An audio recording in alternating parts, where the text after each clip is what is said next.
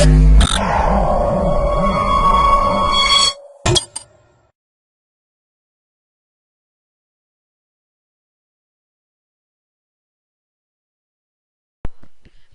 to myprojectbazaar.com.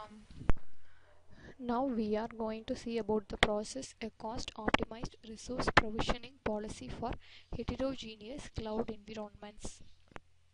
Then comes the abstract of our process. To avoid the drawbacks of a pricing mechanism in heterogeneous cloud environments that considers only single resources, we propose a multi-resource combinational pricing mechanism in this paper.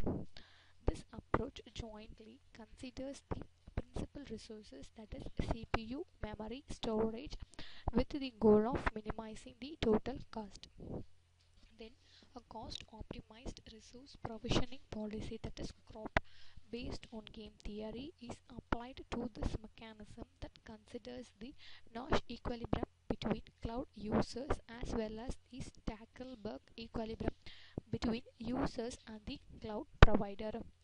The experimental results show that the proposed combinatorial pricing mechanism is more suitable in a heterogeneous cloud environment when running various types of cloudlets. Users submit resource requirements and different types of cloud tasks to a CSP. The cloud computing resource distributor consists of a pricing mechanism, a statistical mechanism, a task scheduler, and a virtual machine manager. The price mechanism sets the price for multi-dimensional combinations and is responsible for pricing different types of resources from a different cloud servers.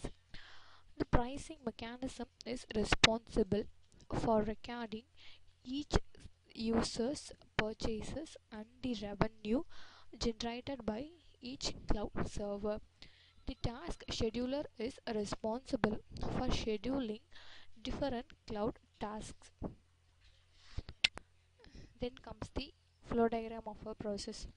So this process developed in a console process. So this process does not any guys resources. So first we have to enter the user count, so multiple user count, and so we have to allocate the cloud resources. For that we have to create a simulated cloud environment using CloudSim. So that we are going to create data center, broker creation, and virtual machine, and a cloudlet. So these are the simulated cloud environment. So then based on that, for each users, each site company, some usage will be allocated. That then based on that storage, user can use data for that consumption.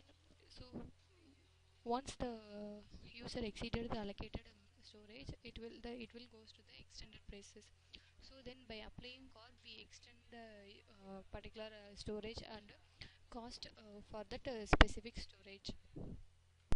Then comes the running procedure of our process. So this is a console process. So first we have to run home page that Java alone.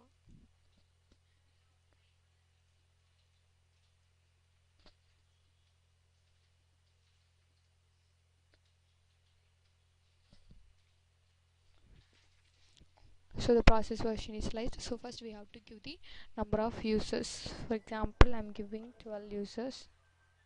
So first initially it will create the data center.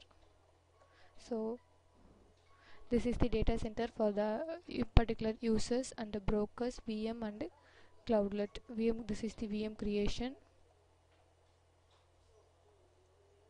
and cloudlet creation. So next is the resource utilization. So for each user we are giving the user ID, and each user, for there are some companies.